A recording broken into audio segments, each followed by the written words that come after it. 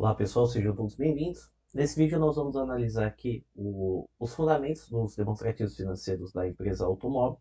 É uma empresa aí que está aberta recentemente na Bolsa de Valores. As ações estão valendo aí centavos, aproximadamente aí no patamar de 20 centavos. E é uma empresa aí de concessionária de veículos leves e de caminhões também. Vamos analisar aqui os três principais demonstrativos, que é o balanço patrimonial, DRE e o fluxo de caixa. Bom, começando aqui pelo balanço, deixa eu até pegar aqui uma planilha de Excel, que a gente já vai fazendo alguns cálculos aqui para analisar os demonstrativos. Eu tenho a planilha de Excel que não tem a tela, né, e a gente já vai trabalhando com ela também. Deixa eu colocar aqui.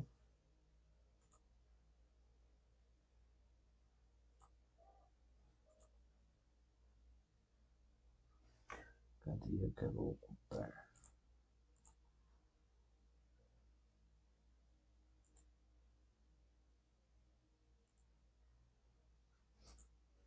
Deixa eu colocar um Excel aqui que a gente já vai fazendo algumas contas. Bom, começando aqui pelo balanço patrimonial da empresa, a gente tem um ativo total.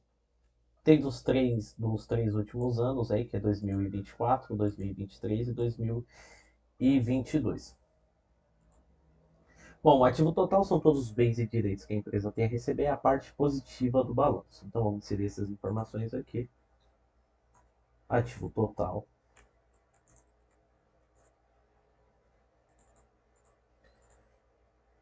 Vou considerar também um ativo circulante, que é os bens e direitos que a empresa tem a receber no curto prazo.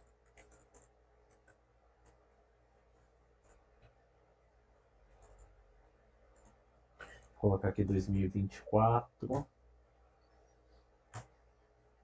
2023, 2022.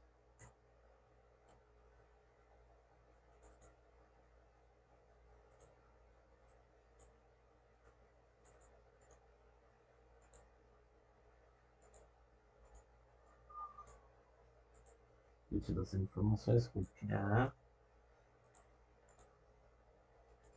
para a gente poder trabalhar com as informações.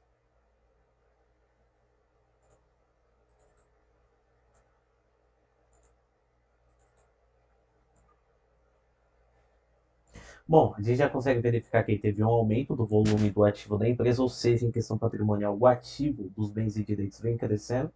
Eram 5 bilhões, depois foi para 7 bilhões e depois foi para 8 bilhões. Aqui, a gente na apresentação está como milhões, mas está aqui em apresentação em R$ 1.000, então aqui é bilhões, tá? Então aqui a gente tem um ativo circulante, que são os bens e direitos que a empresa tem a receber no curto prazo, ou seja, nos próximos 12 meses. Aqui a gente tem contas bancárias, o caixa da empresa, aplicações financeiras, estoques, contas a receber e tributos a recuperar, outros tipos de crédito aí que a empresa tem a receber e que pode aí reaver como caixa no curto prazo. Bom, vamos colocar aqui o ativo não circulante, que são os bens e direitos a receber da empresa considerado no longo prazo. Então a gente tem aqui que é os 3 bilhões, 3 bilhões,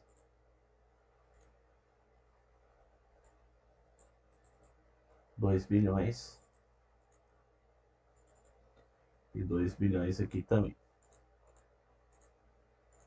Então a gente consegue verificar aqui o total do ativo, que a gente consegue verificar aqui analisando. Se a gente somar aqui os dois, vai dar os 8 bilhões. Pode ver que isso está certo, que a gente tem a composição do ativo total, fazendo a composição do curto prazo a longo prazo. Se a gente fazer em questão percentual, vamos fazer uma análise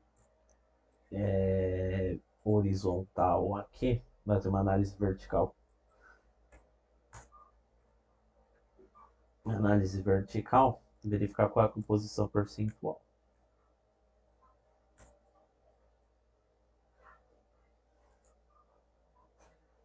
O vermelho a gente vai fixar.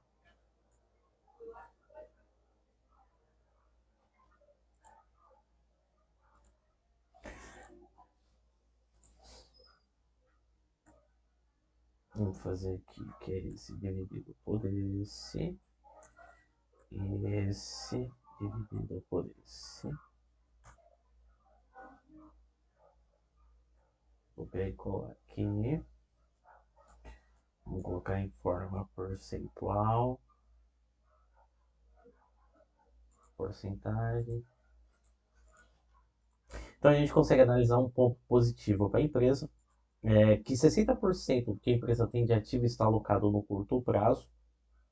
Então, que a gente consegue verificar nos 3 anos é que é uma média aí de 60% está alocado a curto prazo, ou seja, o que a empresa tem de bens e direitos a receber está no curto prazo, e aí questão operacional muito positiva. Então, o que a empresa tem de reaver de caixa está considerado dentro do curto prazo. Então, o que a empresa tem em relação de ativo, o que a empresa tem de bens e direitos a receber no curto prazo é maior do que ela tem a receber no longo prazo. Então, isso aqui em questão de análise patrimonial é muito positivo também. Então, vamos pintar aqui. Então, a gente tem uma análise aqui muito positiva do ativo. Vamos levantar aqui os dados do passivo, que são os bens, são as obrigações que a empresa tem a pagar com terceiros. A gente tem a composição do passivo. O passivo, a sua composição total, é o passivo circulante, são as dívidas e obrigações que a empresa tem a pagar no curto prazo, ou seja, nos próximos 12 meses. O passivo não circulante, que está aqui, são as obrigações que a empresa tem a pagar a longo prazo, e o patrimônio líquido, que é o capital investido pelos sócios e acionistas. Tem o capital realizado, onde fica alocado reserva de capital, ágio nas ações, reserva de lucros, entre aspas, ou seja, é o capital próprio da empresa. Vou montar a composição aqui. Eu vou até pegar isso aqui como base. Composição passivo total. Aqui eu vou colocar passivo circulante, passivo não circulante, e nós vamos acrescentar aqui o patrimônio líquido.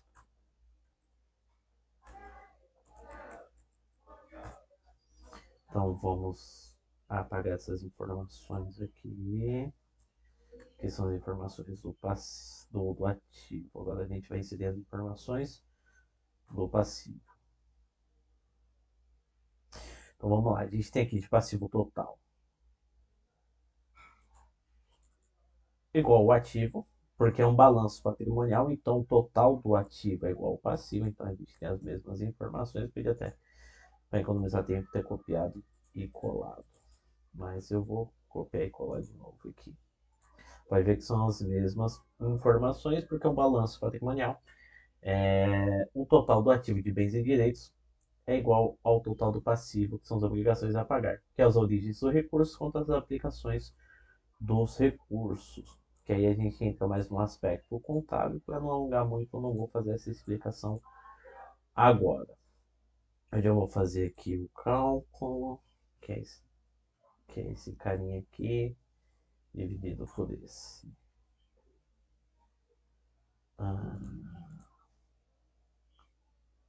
Aqui também, que é esse carinha, dividido por esse. Vou copiar e colar. Vou colocar aqui no formato percentual.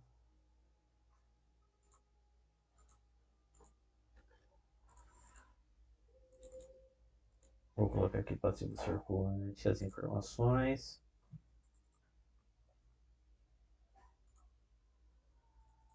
De 2023 e 2022. O passivo não circulante que está aqui embaixo. De 2024, agora 2023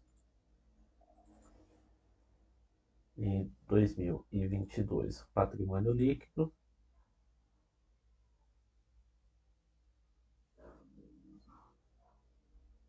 Onde está o patrimônio líquido? Que está aqui.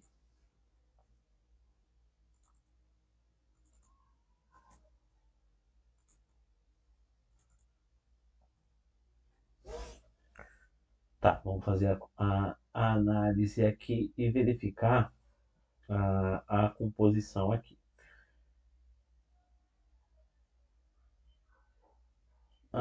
Uma outra análise também que é interessante a gente fazer o passivo, porque isso aqui é o passivo exigível, passivo circulante e não circulante, são as obrigações que a empresa tem exigibilidade de pagar. São empréstimos e financiamentos, fornecedores,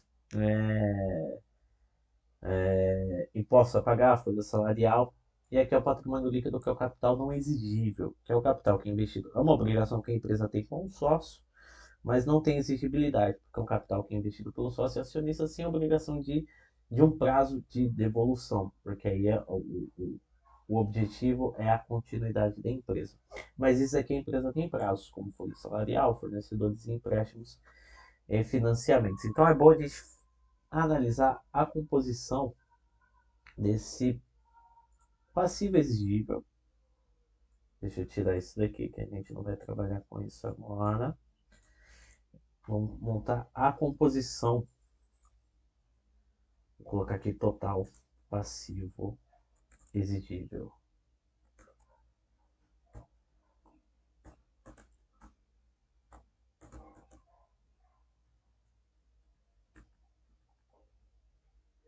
Então, o total que eu tenho aqui de passivo exigível, que também cresceu no decorrer dos anos 2022, 2023 e 2024.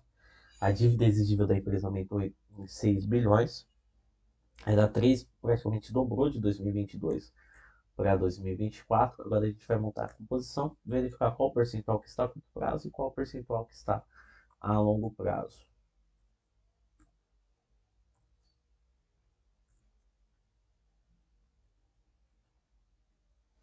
Bom, hoje o cenário em visão de análise de operacional de fluxo de caixa, o ideal sempre é que o maior volume de dívida exigível da empresa esteja alocado a longo prazo. Assim, a empresa tem tempo suficiente para poder gerar suas operações e honrar esses compromissos com tranquilidade. Hoje, o maior volume de dívida da empresa está alocado a curto prazo no passivo exigível circulante e o menor volume está no não circulante. Então, hoje a empresa tem mais obrigações a pagar no curto prazo do que a longo prazo. Então, tem que analisar, verificar aqui os principais pontos, as principais contas aqui do passivo não circulante e verificar e montar a composição, o que está, qual que é o maior impacto que nós temos aqui. Bom, a gente tem as obrigações trabalhistas, tem um fornecedores que é bem alto. Vamos ver a comparação dos fornecedores a curto prazo e a longo prazo, tá? A maioria dos fornecedores a gente tem a curto prazo, a gente só tem fornecedores a curto prazo. Em empréstimos e financiamentos a curto prazo, a gente tem um valor de 600 milhões, perdão, contra 400, contra 2 bilhões de empréstimos e financiamentos. Tá, então, pelo menos em empréstimos e financiamentos, o menor volume está a curto prazo. Isso é muito positivo, e o maior volume está a longo prazo. Bom, a empresa que tem dividendos a pagar, tem um adiantamento a clientes, que é. Adiantamento de clientes não é uma obrigação fiduciária da empresa, não há um dispêndio de capital, adiantamento de clientes. É que é quem entra mais na parte técnica do contábil.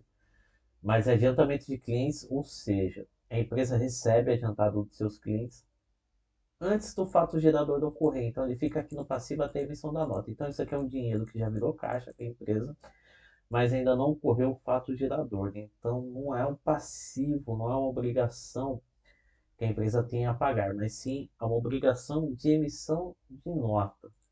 Então esses 397 milhões ainda não é não é um passivo, não é uma obrigação a pagar, então a gente pode até tirar disso daqui.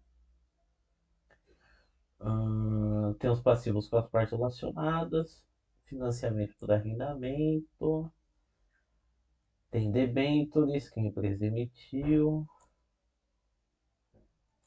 tá? Então a situação, vamos fazer o seguinte, vamos tirar esse do adiantamento, vamos tirar do passivo esse adiantamento de clientes, como que ficaria a composição?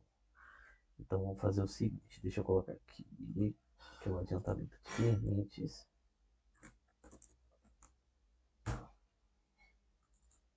Eu vou tirar ele daqui.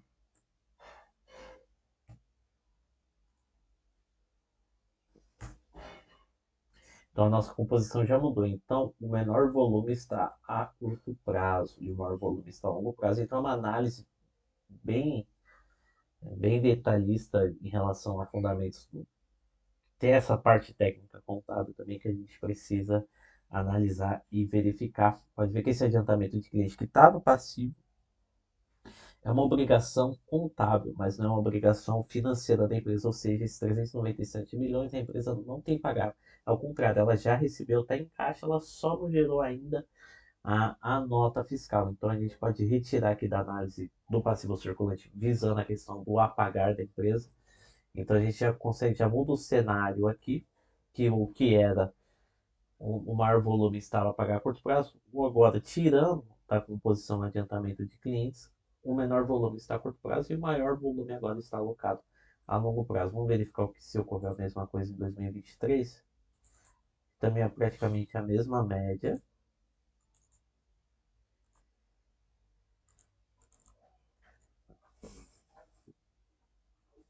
Vamos colocar aqui, vamos tirar esse valor. Olha como o cenário já vai mudar.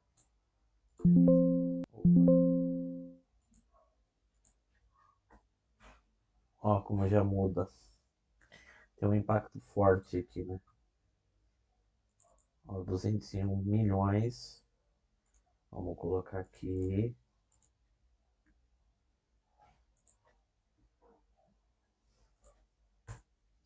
Já muda totalmente o cenário, a composição. Em 2023, 40% estava a curto prazo, 61% a longo prazo. Em 2023, 38% a curto prazo e 62% a longo prazo. Em 2024, 48% a curto prazo e 52% a longo prazo.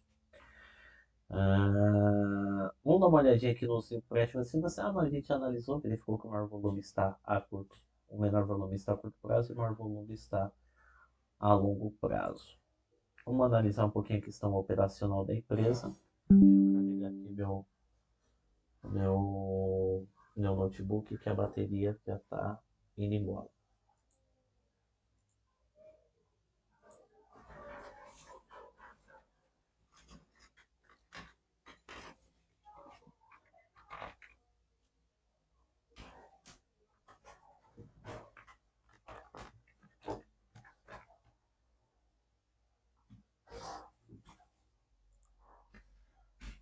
Bom, voltei aqui, a bateria não ligou.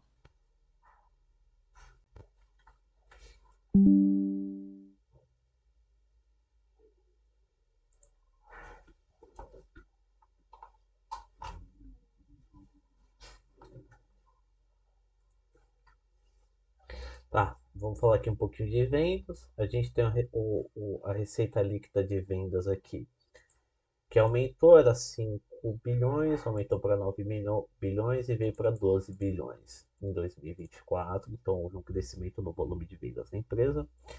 A gente tem um resultado bruto também, que vem mantendo uma média aí de 1 bilhão 124, 1 bilhão 436 e 1 bilhão 668. Também vem aumentando aí, acompanhando o volume de receitas.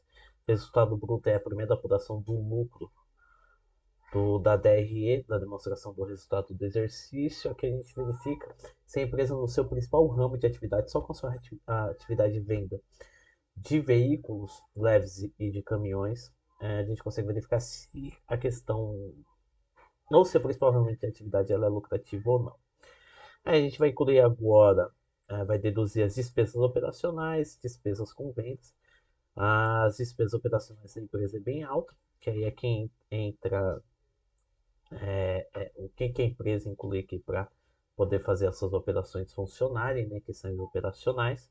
Tem despesas com vendas, por ser uma concessionária, tem um volume alto de vendas. Tem as despesas gerais e administrativas, aqui tem a questão de uso e consumo, despesas com parte administrativa, contador, advocatícios.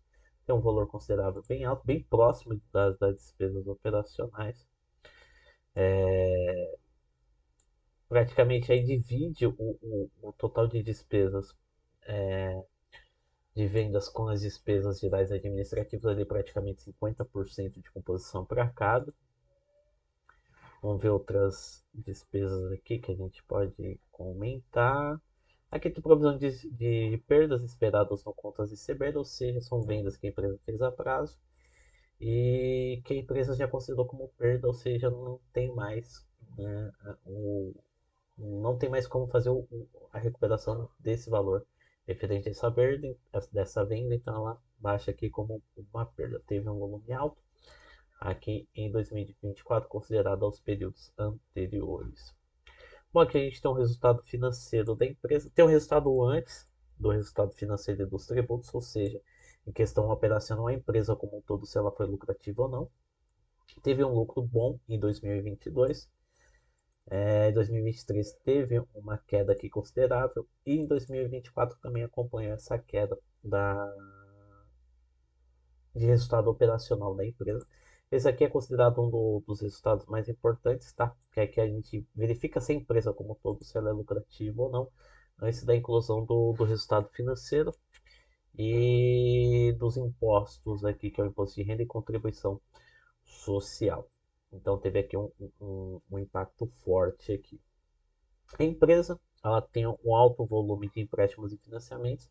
A empresa fez mais aquisições de empréstimos em 2024, que a gente vai analisar aqui no fluxo de caixa. Então ela tem uma alta despesa financeira. Tem um volume considerável de receita financeira aqui também, que é a questão das aplicações financeiras da empresa. Mas ela tem um alto volume de despesas financeiras, são os juros de empréstimos que ela paga, das aquisições de empréstimos que ela utiliza aí para poder financiar suas operações. Bom, aqui a gente tem os impostos de renda, né? Isso aqui, quando está positivo, é o que a empresa deixou de pagar, devido aqui saldo negativo. Aqui a gente vai entrar um pouco mais na parte técnica fiscal, então não vale a pena. A empresa pagou imposto de renda e contribuição social em 2022. Não pagou em 2023, virou saldo negativo, virou crédito para a empresa, ou seja, a empresa vai poder deduzir esses saldos aqui. Ah, esses saldos aqui vai virar crédito, que a empresa pode deixar de pagar impostos, pode utilizar esses créditos ou compensar outros impostos que ela tenha a pagar, ou virar caixa. Aí leva um tempo para virar um caixa esse saldo negativo da empresa, são tributos que ficam lá no ativo. Ou ela pode compensar com outros empréstimos, ou virar caixa, mas quando vira caixa, a Receita Federal leva um tempinho aí, um pouquinho mais moroso, para poder fazer a devolução, claro, faz a devolução do valor através de correção monetária, através da Selic. E aqui a gente tem o lucro e prejuízo consolidado do período. A empresa lucrou no ano de 2022 e 2023, mas apresentou prejuízo em 2024. Teve um impacto aí, principalmente de despesa financeira, impactou bastante com o aumento em questão da lucratividade da empresa. Teve um aumento do resultado financeiro aqui, olhando pelo prisma negativo, né? Então, de 129 milhões, veio para 284 em 2023 e impactou fortemente aqui a empresa em 2024, apresentando prejuízo. Lembrando que esse prejuízo aqui não é caixa, isso daqui na contabilidade, isso aqui não é caixa, tá? Então, em questão de resultado, que a gente consegue ter o resultado do exercício, mas isso daqui não é caixa, tá? Então a gente vai verificar o que a empresa gerou de caixa ou deixou de gerar caixa no ano de 2024, 2023 e 2022. Agora, que aqui é questão de competência, que a gente tem na contabilidade a gente tem um regime de competência e o regime de caixa, que são regimes diferentes, que aí entra um pouquinho mais um prisma técnico e aí eu posso até fazer um vídeo explicando sobre isso. basta ir se inscrever no canal e estar acompanhando. Mas eu vou fazer um vídeo sobre isso para ter um entendimento dessa diferença. Mas quando você verificar isso aqui, resultado, prejuízo não é geração de caixa, quando a empresa tem lucro, gera caixa, ou quando é negativo, perda de caixa. Vamos entrar aqui na análise do fluxo de caixa. O fluxo de caixa é dividido entre regime de caixa é classificado em três vertentes: operacional, financiamento e investimento. O caixa operacional, tudo que envolve questão operacional da empresa, vendas, é, é, o contas a receber, estoque, movimentação de estoque, pagamento de fornecedores, ou seja, a questão mais operacional da empresa. Então a gente também tem a questão de investimento, que é investimentos que a empresa faz nela, compra de ativo imobilizado, intangível, aquisição de empresa, investimento em títulos de valores imobiliários, aplicações financeiras. E tem a aplicação a classificação de fluxo de caixa de financiamento, quando a empresa faz aquisição de empréstimo, aquisição de emissão de debêntures no mercado, captação mais de capital próprio no patrimônio líquido, adiantamento de capital, entre outras. Entra mais na questão de financiamento, ou seja, de entrada de dinheiro não operacional, mas sim dinheiro de fora. Bom, analisando o ideal sempre que o caixa de atividade operacional seja positivo, não foi positivo em 2022 e nem em 2023. Foi impactado aqui muito pela aquisições de estoque da empresa, ou seja, mais de veículos, que impactou fortemente aqui a geração de caixa. Então a empresa comprou bastante veículos aí visando o seu estoque, aumentou o seu estoque, visando aí questão de aumento de vendas e que deixou o seu caixa negativo. Aparentemente resultou em resultado dessa compra desses estoques, que o caixa voltou a ser, houve geração de caixa operacional em 2024 e teve uma diminuição da aquisição de estoque da empresa, né? Então a empresa em 2023 comprou 1 bilhão de veículos e em 2024 já teve uma queda aí, não teve um investimento alto em estoque, abaixando aí para 130 milhões, o que compensou aqui, houve uma geração de caixa positiva operacional de 543 milhões. Bom, a gente teve um caixa líquido de investimento, que geralmente é negativo mesmo, que aí teve aquisição de imobilizado, aquisições de empresa, a empresa fez aquisições, teve o pagamento de aquisições de empresa, né? Que é o líquido de caixa. Teve uma reorganização societária, tem que analisar certinho o que foi essa reorganização societária, mas que foi altíssima, de 1 bilhão. Negativa, tem que verificar aqui as notas explicativas, verificar o que ocorreu. Bom, estou na página 23, vamos ver se tem uma nota explicativa sobre.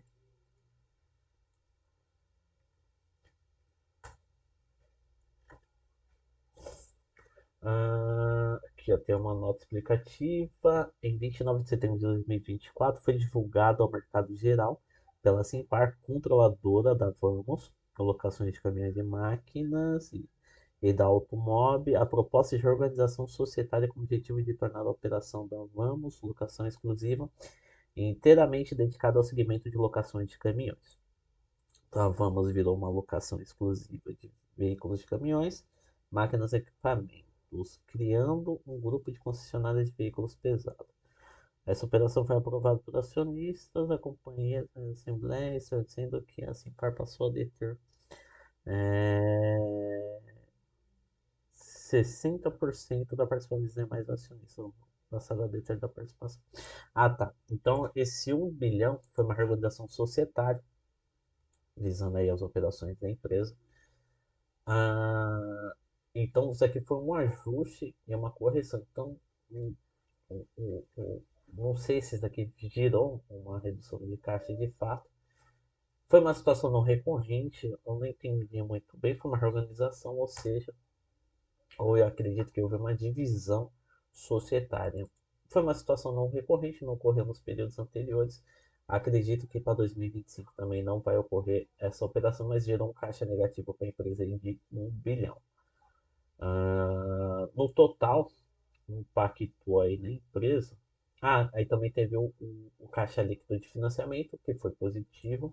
A empresa fez captações de empréstimos e empréstimos de financiamento e emissão de debêntures no valor de 1.428 bilhão, muito alto, e captação de floor plan, que aí é um financiamento visando a questão de estoque, que também foi de 1 bilhão, então bem alto aí. E teve amortização de floor plan de 1 bilhão e 6 também, praticamente um matou o outro aqui na operação.